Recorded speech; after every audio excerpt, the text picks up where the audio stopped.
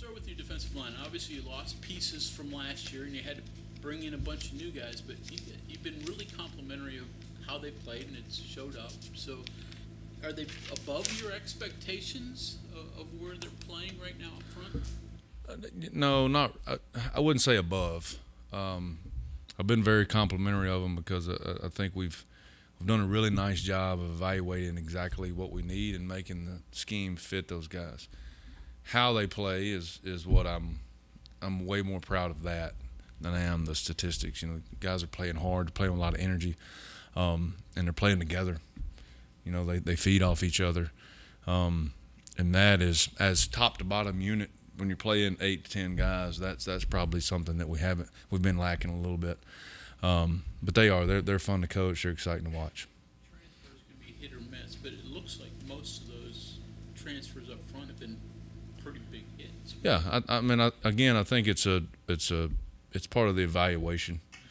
And when you're going out and specifically evaluating things that fit what you do and what you need, and then, you know, understanding, you know, the people focus on the big, you know, whatever you want to call it, big fish or in the portal, is when you can go out and really create based on, again, need and fit. You can go out and find some really, really good players that create a quality room, a quality depth, and I think that's what you're seeing. What gave your defense? What was the cause for the success that you? There were times when you were pretty dominant on Saturday. What was different from Saturday the other 2 weeks? You know, I think, and you guys have heard me talk about a little bit of a different mentality and approach that this group has developed with, you know, what do you want to consider leadership? You know, I've always said that, you know, leadership is very simply action, and inherently guys follow your best players. Well, those are the guys that really that in those games they stand out and they show up and they make plays, whether it's Aubrey, whether it's Lee, whether it's Sean, whether it's Mike, and it's been on all three levels. So that's one thing. And then, you know, how do you know that? It's not really the win. You know, they're probably, I think it was maybe toward the end of the first quarter, and you know, as a coach, you sometimes try to say they need to know what they need to know, and that's it. Go play. And Coach Brown walks in the huddle and goes, "Guys, Garrett's done for the night," and they never blinked. And that's, you know, that's how you know. You know, they never batted an eye. We usually talk about not letting a bad performance snowball, but you would want a good performance to carry on. So how do you kind of approach that to keep that going? I mean, you just keep building. You know, our season goals are never just to beat Pitt or to play well against whatever it is. That's not what we're striving to do. It's good that we did it, obviously, but that's not. We've got bigger things to take care of, and our whole theme, the entire off season into the summer, into the season is simply been to get better, and we just continue to do that. That's all we want to do, and all we want to do is tomorrow, and then this week, and then we'll worry about the rest of it later. You made no bones that your secondary struggled the first two games. Difference this week? Why was it better? Yeah, I mean, I think it's a combination.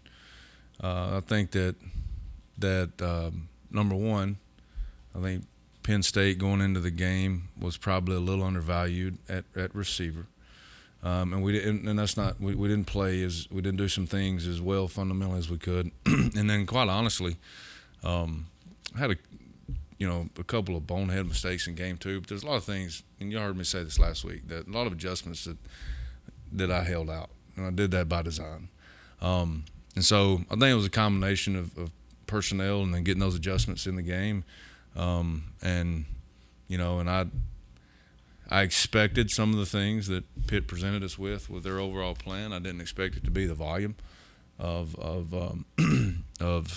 run game that it would be. But it did, but I think it was a little bit of combination of both. What defines Trey Latham what defines him. Growth, his growth over the last. He's still a really young player. He's athletic. He's aggressive, and his best football is still ahead of him. But we went into this season, and quite honestly, probably putting a little more pressure than somebody of that age is ready for it, because that was our hole. And everybody, it's been, you guys have asked, and we've talked about it the whole off season. That's been our hole, and he's really, really stepped up, and that growth continues week by week. And so Trey's best football is ahead of him, but he's really taken a big step into a role that we needed a big step. I would say growth. How did you identify him as a linebacker? Because he told us he played receiver. Yeah, he played a little bit of both. I mean, you just go through the evaluation of a player as an athlete. Number one, can they athletically do what you need them to do? And then at some point they've shown you something at the position that you need to see, whether it's in a camp setting or video or in person, in game, live game scenario. He played a little bit, but he's a good athlete. He's fast. He's aggressive. First tempo team. Obviously, getting lined up is going to be the message this week. Yeah, I mean that's what it's all about. It's not we talk about it all the time. It's about you can disguise yourself out of plays, and so that's obviously something, and that's a reason people do it, so that you can't hide some things. And so, but at the end of the day, I mean, it's all about getting lined up, getting your cleats in the ground and playing, keying your key and doing your job.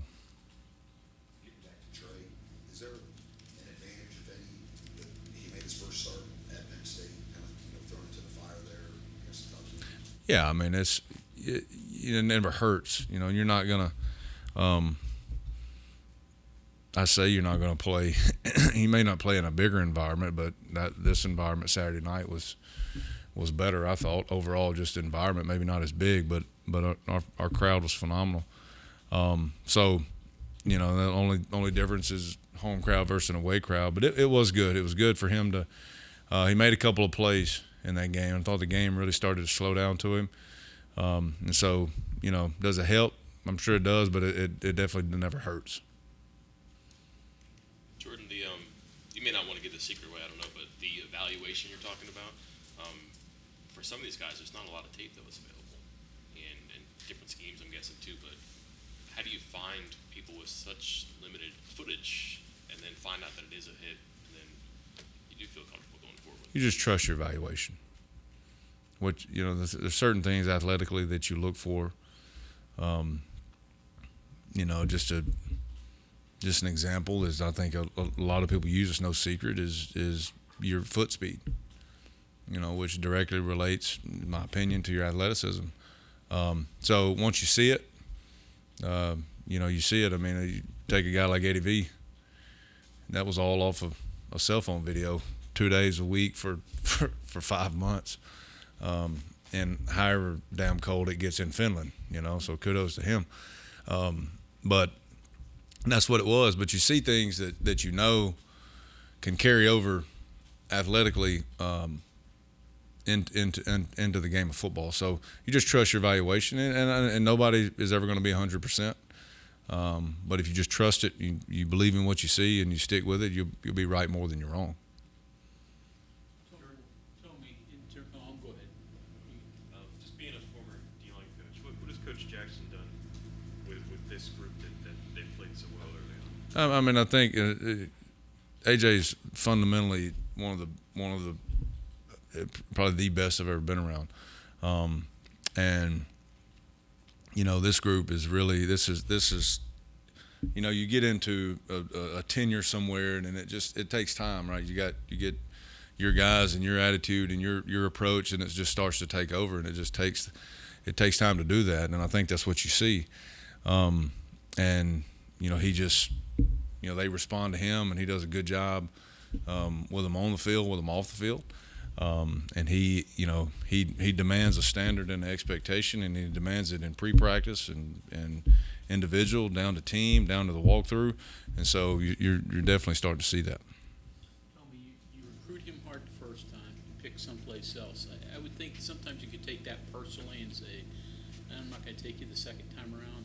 What caused you to say, you know what, we want to You know, stand by. I think the biggest thing is, in what I do, is I just always try to put myself back in the kid's shoes. You know, I think most of us that do this were recruited, and you have your reasons and you have your evaluation process just like a coach does. And so, you know, I just respect people's decision. You know, for whatever reason it was, you come back on the back end and maybe it didn't work out, or maybe it was not what they thought it was. I'm not saying that's the case with Tommy, but you respect decisions and you move on. You know, we signed Asani in that same class, and so you go for a guy, and it's your job to find the next guy that you like, and go. It's our job to recruit. So I can be mad at a kid for not choosing West Virginia or wherever, and if I'm still left there with not a kid, I'm not going to go out there and play. You know, so you better find somebody, and it better be somebody that's just as good or the next best thing. And so, you know, you just don't. I don't take recruiting personal. Yeah, I have before as a young coach, and it's not work. You know, there's no, just move on to the next guy. It's your job to find the amount of guys, and you know, especially usually O-line and D-line, where you're recruiting a high volume of guys. It's hard. It's a lot of work. So, if you don't, that's really just lazy. Yeah. So, you just have to move on to the next guy. And then in this environment that we're in now in college football, it doesn't work out. If you leave that on good terms, then you probably have a better opportunity the next time, whether that's a one-time transfer or a graduate transfer. And now the relationship is it never had a break in it, you know, and it never goes sour. So, you know, that's one thing I've try not to do in recruiting. You mentioned Asani, but so he and Tommy, have you seen their development? I mean, is it they just sort of scratching the surface now, or are they? Yes, and I've said this about Tommy, and I would say the same thing about Asani, just coming off an injury, so you don't have the same amount of practice reps and, you know, summer reps to go off of. You know, Tommy, it means something to him. He wants to be good. He works at it, and not that he's perfect.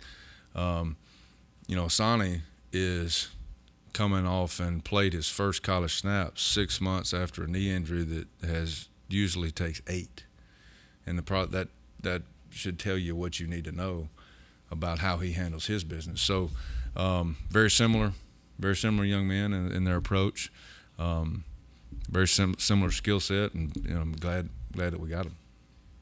We keep talking about him. In the first couple of weeks, it was about the ability to control gaps and whatnot. He had 5 tackles and a couple behind the line of scrimmage. So is that surprising you a little bit that he's starting to be a playmaker too, in addition to that? No, it just, again, it kind of validates what we saw, and asking him to play a position that fits his skill set. And when you do that and you start to see somebody get really comfortable and get into the, you know, they just play fast, and you know, I think that's what you're seeing with Fatorma. And don't ask him to do much, ask him to do a couple things, and he's definitely a good get for us. Fatorma and Mike, would that be maybe the 2 biggest surprises for you, the way that they've controlled the line of scrimmage? No, I don't think so. When you know, it's like I was asked about the evaluation, the recruiting process. When you see it, you know, it's just the matter of the consistency of finding a way to get that all the time. And so, I think that's been the biggest thing. You know, we didn't not knowing about Fatorma when he got here, but Mike, that's what it was. It was being the player that he can be consistently, which, you know, the next evaluation for all these guys, I mean, that's what everybody is going to look for, knowing what you're going to get every single day. And so they've done a great job with that. AJ's done a great job getting them to that point, and we'll need more of it. Would you say that the line of scrimmage, the way they played, has been the result of the way you played the last 3 weeks in some respects? Yeah, I mean, I think it always starts there, and it always. And I think you're only as good. It depends on what your philosophy is, obviously, but in ours, you're only as good as you are up front. And our secondary guys, they understand that. And our kids, whether it's Beanie or Ruffin or Aubrey, they kind of feed off each other, and so they understand the benefits of having that, and they understand that the further we go down the road, then the better we need them to play, and I think they accept that challenge. So, I've always, we got here, we built it front to back, and now you're seeing some of the benefits of that. When you're an offensive coordinator, the other team takes the ball, goes down the field, 11 plays, all on the ground, beats you physically, etc. How do you keep things together? How do you, not only with your team, but with yourself? Yeah, I mean, you never panic. There's always, if an offensive coordinator doesn't do anything that we haven't seen, I honestly don't think he's doing his job. They had a couple of different wrinkles formation wise and play sets wise, and kudos to them. I mean, they're the same as within the core structure of their offense. They always dress it up different and it looks. So you're just trying to see how somebody's attacking you and where the leak is, where it's going. Really the first 3 plays are just 3 missed tackles. I think that was really more juiced up, kind of playing a little bit out of your fundamentals early, which I expected. But we calmed down and got them, got it fixed. And guys, again, they come to the sideline. They know, hey coach, where's it leaking at? And their eyes up, they're looking at you. We fix it, and then we go back out there, and the result is a result. So if we just keep that approach, keep level head, and just continue to. They were playing hard. Missed a couple of tackles, misfit. I think 2 things. Got it fixed, calmed down, and here we go. So that's you usually honestly expect that, no matter if it's run game, pass game. You always expect wrinkles and different things. So that's a every Saturday expectation that I have. Okay, thank you, Coach. Thank y'all.